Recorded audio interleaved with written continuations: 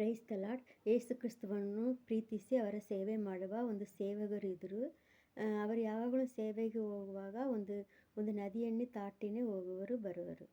ಆವತ್ತು ನದಿಯನ್ನೇ ದಾಟುವಾಗ ಪ್ರವಾಹ ಬಂದ್ಬಿಟ್ಟಿತ್ತು. ಅರ್ಧ ದಾರಿಯಲ್ಲಿ ಪ್ರವಾಹ ಬಂದ್ಬಿಟ್ಟಿದ್ದನ್ನು ಸ್ವಲ್ಪ ಟೆನ್ಷನ್ ಆಗಿ ಪ್ರಾರ್ಥನೆ ಮಾಡಿದರು. ದೇವರು ಪ್ರಾರ್ಥನೆಯನ್ನು ಹೇಳಿ ಒಂದು ವುಡ್ಡನ್ ಪೀಸ್ ಅಂದರೆ ಟಿಂಪರ್ ಅಂತಾರಲ್ವ, ಟಿಂಪರ್ ಮರದ ಮುಟ್ಟು ಆ ಥರ ಒಂಥರ ವುಡ್ಡನ್ ಪೀಸ್ ಅವರಿಗೆ ಸಿಕ್ಕಿತು. ಆ ವುಡ್ಡನ್ ಪೀಸನ್ನು ಹಿಡಿದುಕೊಂಡು ಆ ನದಿಯನ್ನು ದಾಟಿ ಹೋದರು.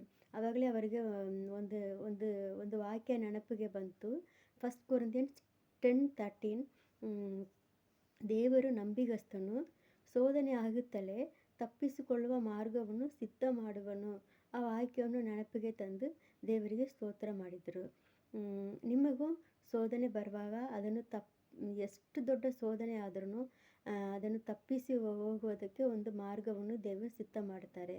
ಯಾಕೆಂದರೆ ದೇವರು ನಂಬಿಗಸ್ತರು. ಆಮೇನ್, ಹಲ್ಲೆಲೂಯಾ.